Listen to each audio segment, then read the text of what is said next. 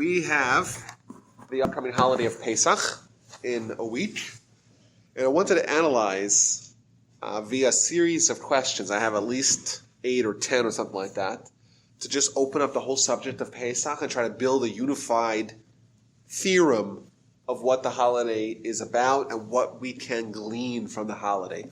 Of course, it's very easy for us to latch on to the details and the minutia, taking a blowtorch or an iron and getting rid of every little speck of chametz, and to lose sight of the big picture. What is the objective of the holiday?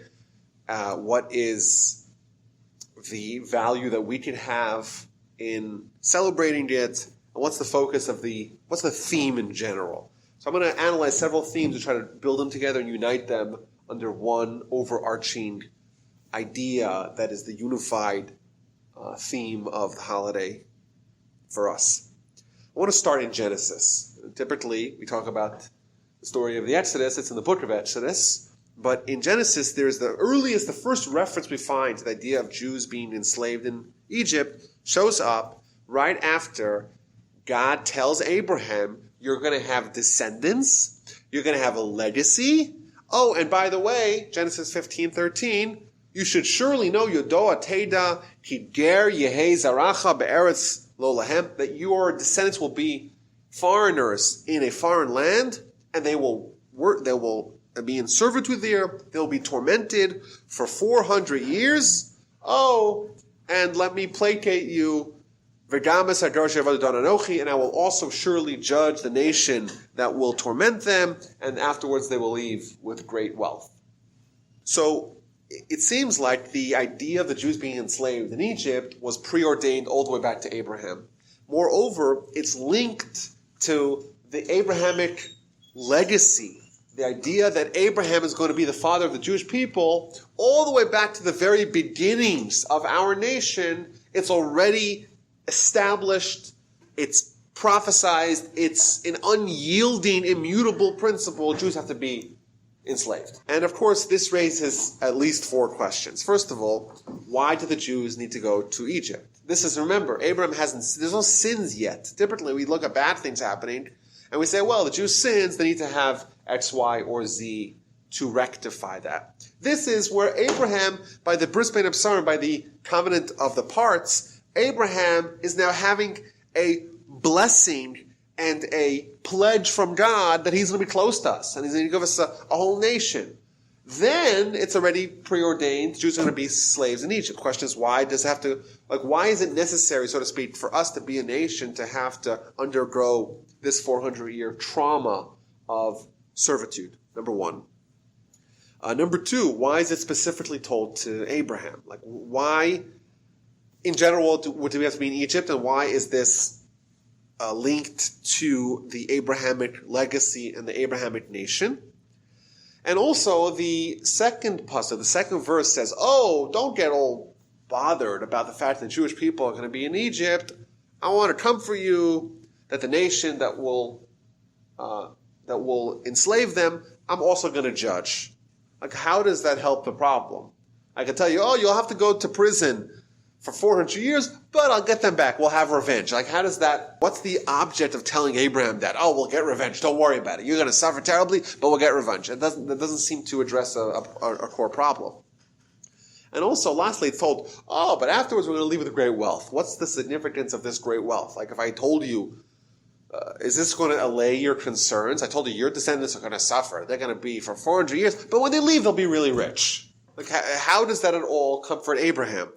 And if it's just foretelling of good tidings, the future of the Jewish people, they're going to be really wealthy, then why does it specifically have to mention they'll leave Egypt with great wealth? You could say that in 1240 in Cordova in Spain, they'll be really rich, or in 2017 in Houston, Texas, or in America, Jews will be wealthy. What's the significance? Oh, you'll be enslaved, but then you'll be wealthy. Okay, great. So these are questions just in the first time it's mentioned that Jews would be in Egypt. There are some major problems in the narrative. Now, on Pesach, we know the mitzvah of Pesach is the eating, consumption of the matzah. If you just read the Haggadah, the way the Haggadah presents the matzah, it does in disparate ways. We begin the Haggadah halach ma'anya, this is the bread of affliction that our forefathers ate in Egypt. If you wanted to know what the diet of the Jewish people were when they were enslaved, it wasn't rich man's bread, it was poor man's bread. It was these matzahs. Today, just as a side note, you have to be really rich to afford matzah. It's about $4 per matzah. But it's labeled as the poor man's bread, what we ate when we were slaves in Egypt. That's the beginning of the Haggadah. Towards the middle of Magid, we say, Matzah zu anu ochlim al shuma. Why are we eating the matzah? And it tells the story, Lo hispik bat sekam shalavasenu licha, that the dough of our forebearers was not allowed to rise when they were leaving. So is matzah representative of the Jews in Egypt or the Jews when they left Egypt? It seems like in the Haggadah we're told both. Which one is it? We know there's a dramatic change. When we were in Egypt, we were slaves. When we left Egypt, we were freed.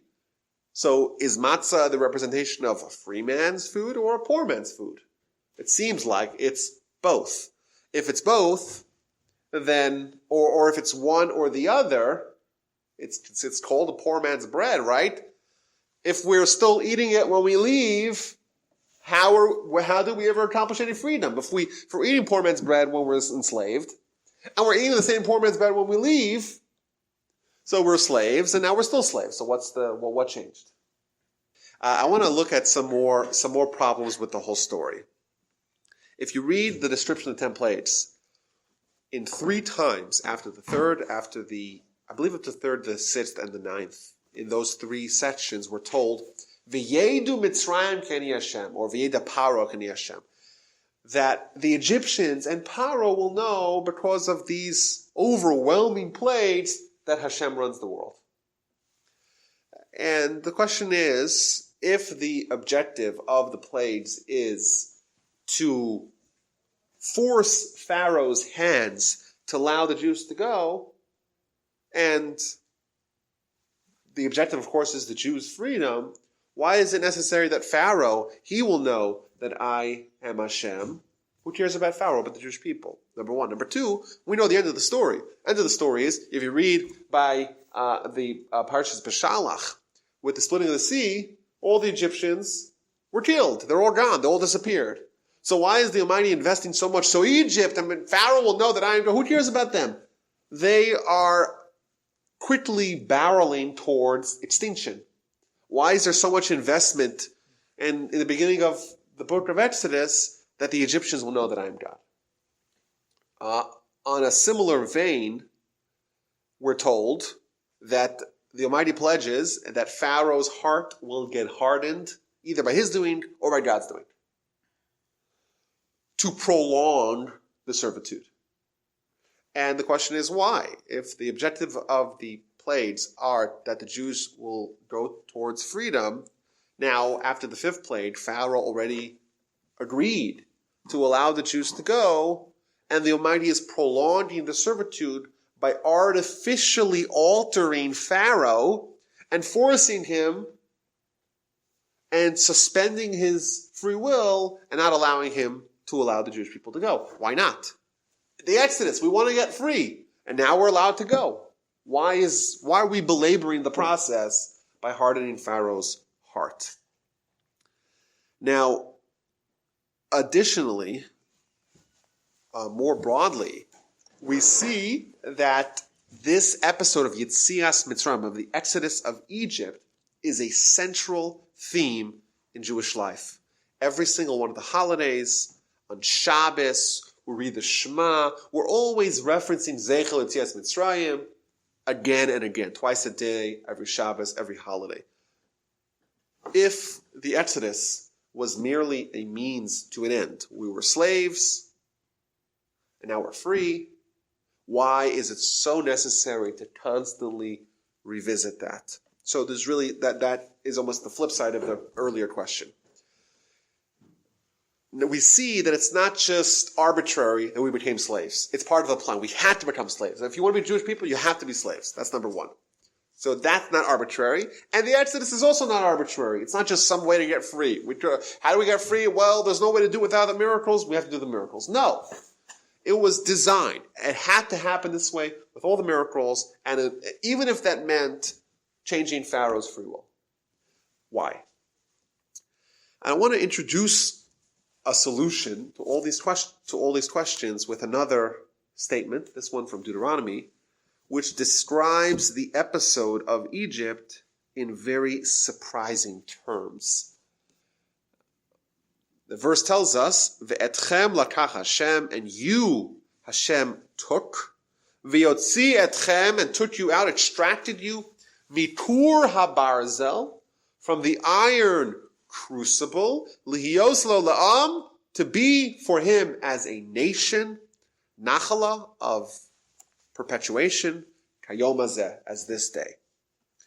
The verse describes the Egyptian experience as a kur habarzel, an iron crucible. What's an iron crucible? Says Rashi. It's a kli, it's a vessel that we use to purify gold. Now, obviously, if that is what the Egyptian exile is, just initially we see that this is not some sort of bad thing, it's a good thing. Yeah, well, if it's compared to an iron crucible is something that if you have gold, but it's not quite pure, you want to separate the impure elements from it, you put it in the iron crucible, and the result of it is a pure, refined gold. So just that sentence alone is enough for us to understand, at least the idea is that, well, maybe if the Egyptian exile was an iron crucible, maybe we want to really go through it. Maybe it's a good thing. Maybe it's something that's actually constructive. It's contributing towards a more perfect Jewish people. But obviously the question is why? Remember, it's assuming that we were golden, it's just we weren't perfect. Now we need to be perfected. Here's the Egyptian exile. But it doesn't seem to us that the Egyptian exile was constructive. What about being a slave makes you better? It seems like it makes you worse. And additionally, it doesn't seem to have worked. Who were the ones that initially came to Egypt? Jacob and Jacob's 12 righteous sons. And who were the ones that, after hundreds of years of exile, who were the ones that remained? A rogue nation, a nation that are constantly making mistakes throughout the whole rest of the Torah narrative. A nation that are stiff-necked, a nation that even refuses to leave. It doesn't seem like we improved, it seems like we regressed. It doesn't seem to have done the job. Was this iron crucible a success or a failure? It seems like it was a failure. And yet, we are presented it in glowing terms. They might take you out. You're refined gold. You're perfect. You're ready for prime time. The question is, why? So let's see if we can try to figure this all out. I want to suggest that we have to re-examine what it means to be a Jewish nation. We're told, just as a kind of an awkward way to introduce the topic, when the Jewish slave decides to stay aboard after his 6-year term is up, the verse tells they take him to the wall, with the doorpost, and you bore a hole through his ear. Says Rashi, why? Because this person is choosing to be a slave of a slave, not a slave of God. And this same ear that heard at Sinai, the Jewish people are my slaves, and now this person is choosing to repudiate that by becoming a slave of a slave. So we see that the Jewish people are presented at Sinai, at our acme, at our zenith, at our picture-perfect representation of who the Jewish nation really is supposed to be. We're told that we're supposed to be slaves of God. I want to argue that the 400 years being foretold to Abraham, that is a necessary requirement for the pledge that preceded it. Abraham, you want to create a destiny and a legacy that involves not an individual or a family, it involves a nation. Abraham himself was a true slave of God. But to have a nation that is going to embody what Abraham represents, they're going to have to be conditioned to be slaves. Abraham, this is what you're signing up for. You want your nation. This is what you're asking for. How will I know that I will have a legacy fulfilling what I began? The man says, you know what? I promise you're going to have descendants. Your seed will burgeon into a nation. However, in order for an entire nation to be Abrahamic and to fulfill what you began, it's vital and necessary that they spend hundreds of years conditioning themselves into becoming absolute slaves. This slavery is necessary because in order to do what you do, you have to be a slave as well. What does it mean to be a slave? It means to someone who is entirely subjugated towards the will of someone else, some other entity. That's what it means to be a slave. Slavery equals loss of freedom of behavior, loss of freedom of perspective, loss of freedom in every attitude of life. In order to become a perfect slave, you have to become a slave of God. You have to spend 400 years in Egypt. Now let's go back to the beginning. What's going to happen once the Jewish people are slaves of Pharaoh? And you see at the end of the hundreds of years of slavery to Pharaoh, they are so committed to Pharaoh, Moshe comes and says, let me take you guys out.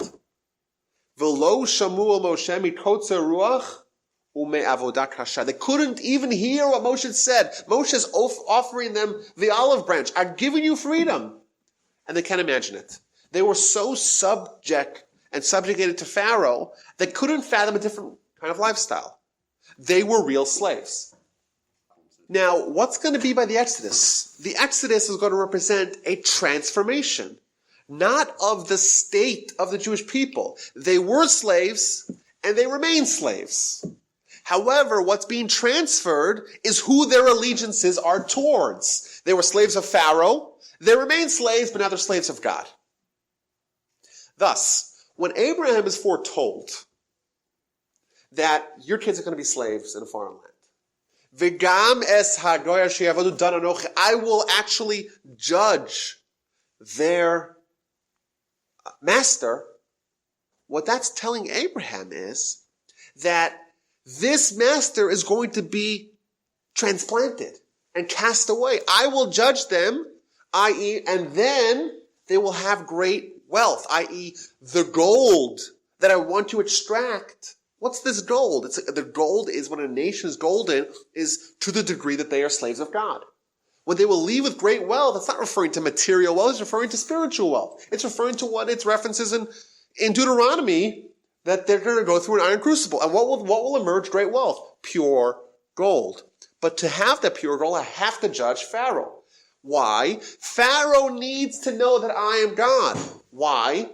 When the Jewish people see their master being entirely humbled by his master, when they see Pharaoh being judged by God, then they could move their allegiances to the higher power of the totem pole, to God.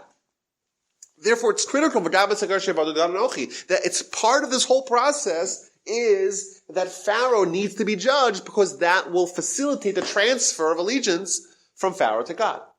And that's why every one of these steps, there's 10 plagues. And the Almighty repeats again and again, Pharaoh will know that I am God.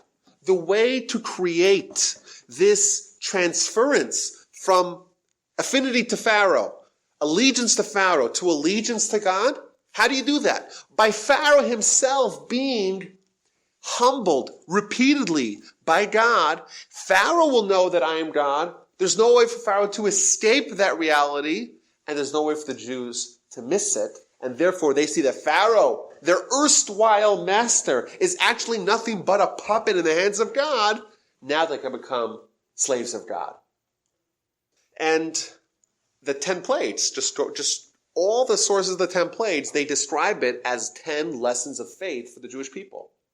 And every one of the commentaries builds for themselves a model for what the 10 plagues are. Kli Yakar famously says that the first 3 are all subterranean from the ground, the water, the lice, and the frogs all come from below. The next 3 are all at kind of face level. The wild animals, the death of the animals, and the boils. And the last 3 come from above, the hail, the locust, and the darkness. And finally, the ultimate key to life and death itself. And this is not about Pharaoh. Pharaoh's going to die. All the Egyptians are going to die.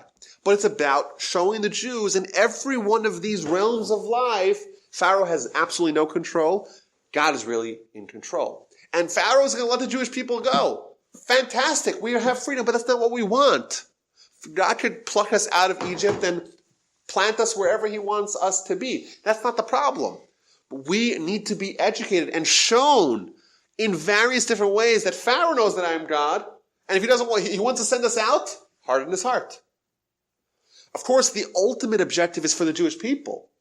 But the Jewish people need to see that Pharaoh knows that I am God in all these variety of ways. And thus, we have to have templates, because the templates themselves are the education of the Jewish people of not to be slaves, but to whom their slavery ought to be dedicated towards. So what does the Torah tell us? What does the Haggadah tell us? Matzah was the food before the exile, and matzah is the same food after the exile. The question is, what do you mean? Before we were slaves, and afterwards we were free people. The answer is no. Matzah indeed is bread of slaves. It's halach ma'anya. It's the bread of slaves that we ate when we were slaves to Pharaoh. But it's still bread of slavery when we left, because we're still slaves when we left, just now we're slaves to God. So we still eat the matzah, because it's still the bread of slavery. And thus, all the questions are answered. But I also believe that, what does it mean for us today? First of all, this tells us what we are as a nation. We're a nation that is slaves of God. What is that? What does it mean to be a slave of God? What is Torah? Torah is the list of requirements that our master gives us, his slaves. And you know what? A lot of things are things that otherwise, and under other circumstances, just like a slave might be told, this is what you eat, this is when you wake up, this is how much you work, this is what you do in the overnight, this is what you do in the weekends, and he has no choice because he's a slave. He has no other option. And you know what? The Torah, you look at the Torah, and there's all these mitzvos, and they're non-negotiable, and they're immutable, and there's no way for us to escape them. We're slaves. And that's by design. That's good. Now, the Almighty throws in a modicum of free will, which allows us to misbehave for a little bit, and that's of course by design, but that's not the objective. The objective is for us to be slaves to God. And the cherry on top is that what we're told in the sources is that actually, even today, this same conflict exists. Even today, regardless of where someone is, they're eating matzah. Everyone's eating matzah. The only difference is, who's our master? In our life, just like in Exodus, there was 2 kings, there's 2 masters, there's Pharaoh and God. And we're slaves regardless. And the only question is, to whom is our slavery directed towards? Today, in modern times, we are also slaves. Every human's a slave. The only difference is, to whom do we have our slavery towards? Is it towards God?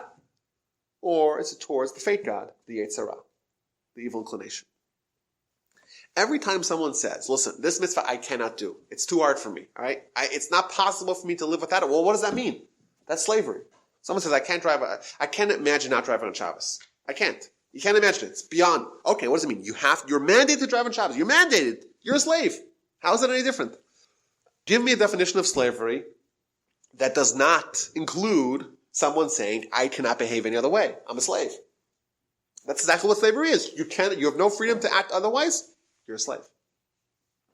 But the difference is that are you slaves to God and doing the Torah and the mitzvos and going to reap all the benefits of that? Or are you slave of your Yetzer Hara? What's called in the Talmud the El Zar, the foreign God, the fake God that tries to cause us terrible mistakes and blunders and errors that we'll have to pay for very dearly. What does the Talmud tell us? The Talmud tells us that the Tana, Rabbi Alexandri, had a prayer that he would put at the end of his prayer, telling God, we really want to do your will. What's stopping us? The leaven in the bread, the sa'ar shebe'isa. Says Rashi, what does it mean, the leaven in the bread? That refers to the Yetzer Hara. What the Yetzer Hara is trying to do, to give us assumed freedom, as if we are really free, we're free of God, but in truth what we're doing is becoming enslaved to Him. Well, what happens when we become enslaved to Him? He starts gnawing at our innards like a band, a swarm of termites chewing away at our soul. We may assume it's freedom, but the truth is, Ein lecha ben chorim ela mi she'oset b'Torah. You do not have a freeman. No freeman truly exists besides for the freeman who toils in Torah. Torah is the way to become truly free. Now, truly free doesn't mean that we're not slaves. Indeed, Pesach is still Zman Chei Raseinu. It's the time of our freedom. It's freedom from one master, but it's submission to another. The human condition is that we are going to be submitted to some God. The question is, which one is it? Is it Pharaoh, or is it the Almighty? Is it the Yetzer Hara, or is it the Almighty? That's the only question.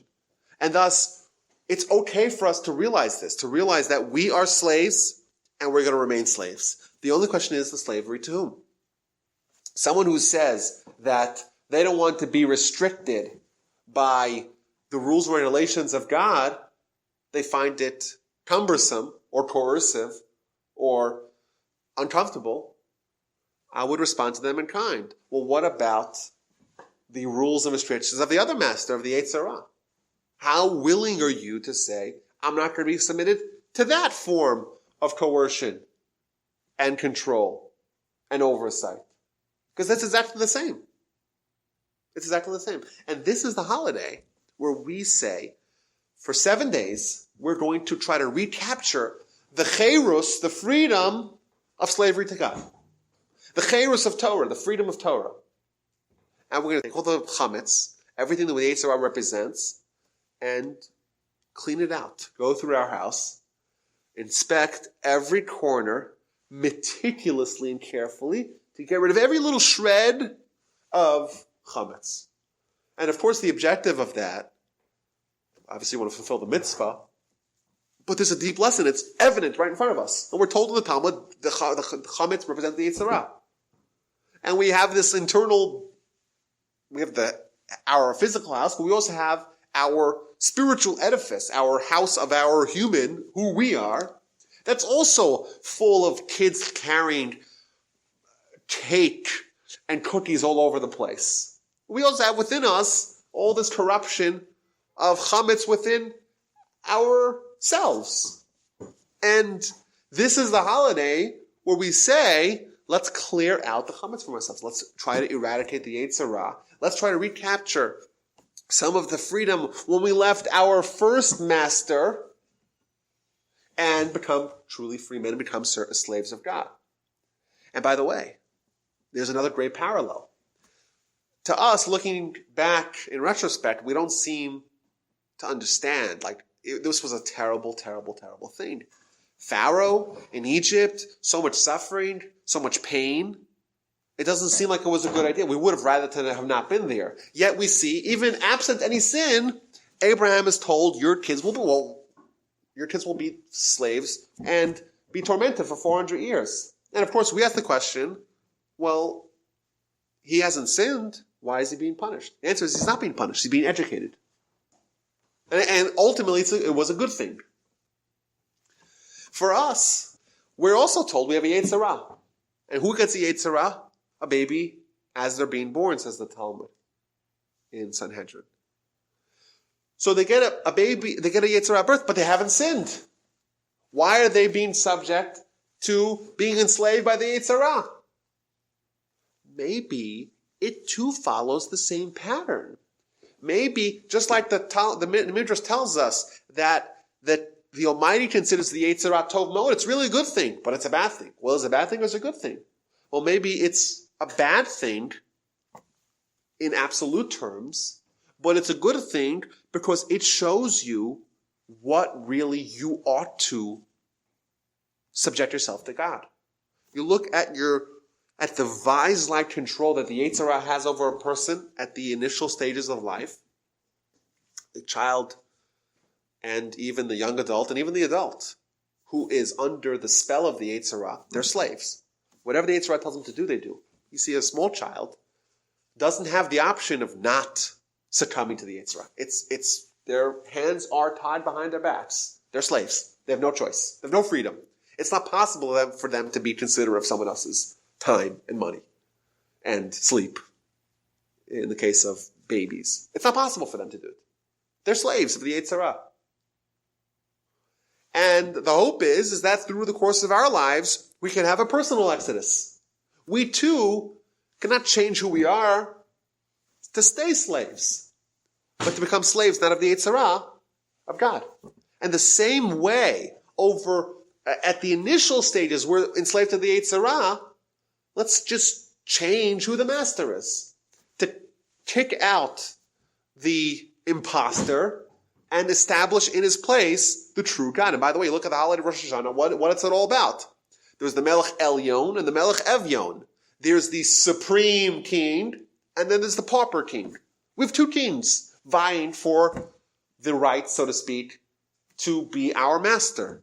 We have, unfortunately, we start off life as being subject to the Pharaoh, to the pauper king, to the Yetzer Hara. And on the holiday of Rosh Hashanah, as is the holiday of every other holiday, we say, Zeich Yetzias Mitzrayim. Let's recapture Yetzias Mitzrayim. Yetzias Mitzrayim is we had this crossover, this turnover. Not to change who we are, we were slaves and we remain slaves, but to change who our master is. And every holiday is the same theme.